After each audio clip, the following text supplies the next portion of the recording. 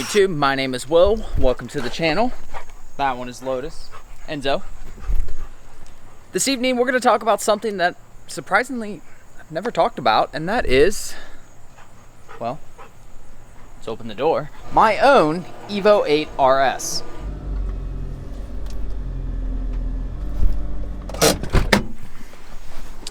Alright, so I know there's been plenty of videos that feature my Evo 8. However, I've never really taken time to go through the RS like I have the SEs and the MRs and the final editions and all that stuff.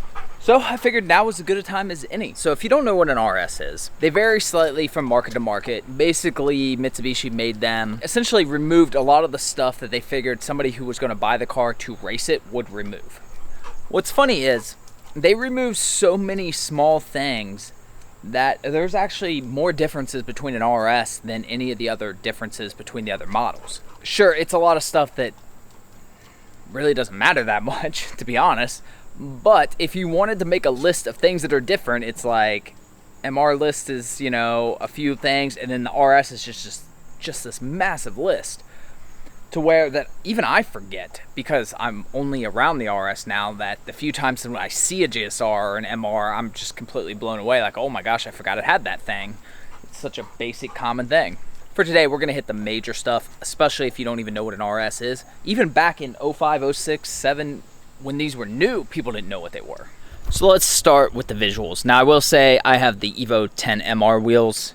In the US, it would just have the standard inky wheels. Also a good point, this is the US RS, obviously. If you're in other markets, there's differences that vary from market to market. So in the US, first of all, you only get white or red because apparently Mitsubishi said those were the lightest paints, therefore they were gonna go on the RS. They don't paint the mirror caps and they don't paint the door handles. So that's always a dead giveaway as well. In the 05 and 06s, you have the aluminum roof. The 2004 Evo 8 RS does not have the aluminum roof. The vortex generators I added, that doesn't normally come. And to the best of my knowledge, the US market Evo RSs are the only pre-Evo 10s to not come with a wing. Now, when they did the Evo 10s with the MRs, they did some weird things. Keep in mind, this is the JDM Evo 9 bumper, not the US bumper. The RSs always have whatever bumper that generation has. That doesn't change. So the biggest differences are going to be on the inside. Now mine's an Evo 8. I do, however, have Evo 9 seats. Same seats, they just look a little different. So just keep that in mind. That said, I know a lot of markets ditched the Recaros, but the US had the Recaros. That was all the same. You'll notice the doors are actually a little bit thinner. There's no padding or anything. It's all just hard. You have manual windows, manual locks. You're not going to get any type of fog lights. You will notice that the windshield wipers are very basic. You don't have, you know, automatic wipers or 39 different sensors. In the US market, you always got the gauge kit, but you did not get a radio. So what they would do is the gauge kit would be down here. There'd be a blank plate there. Other small things you'll notice, I don't have the traditional map lights up there, nor do I have mirrors on my visor. Previous owner stuck these on here, but the RSs always have just the plain black pedals. You don't get any of the sport pedals. Now I have the UK badging, but the RSs just typically have whatever the normal badging is, just usually the Evolution in the bottom left corner. On the inside, you'll notice there is no sound deadening, no materials, nothing. You know, this is how it came. Now, one thing that is added in the RS is this beam right here that goes across, this little strut beam here. So it is one of the few things that is added to the RSs. Under the hood, at least in the US, there are no differences. Mine is completely stock, minus this air intake that I just recently installed, if you saw that video. However, there is one mechanical difference in the Evo 8 RSs versus the GSRs and the MRs, and that is the limited slip, which obviously you're not going to be able to see. That is under here.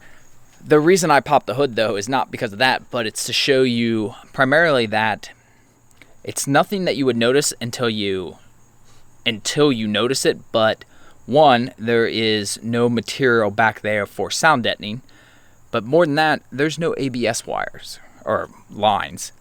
At least, again, in the US, the Evo 8s and 9 RSs do not have ABS brakes.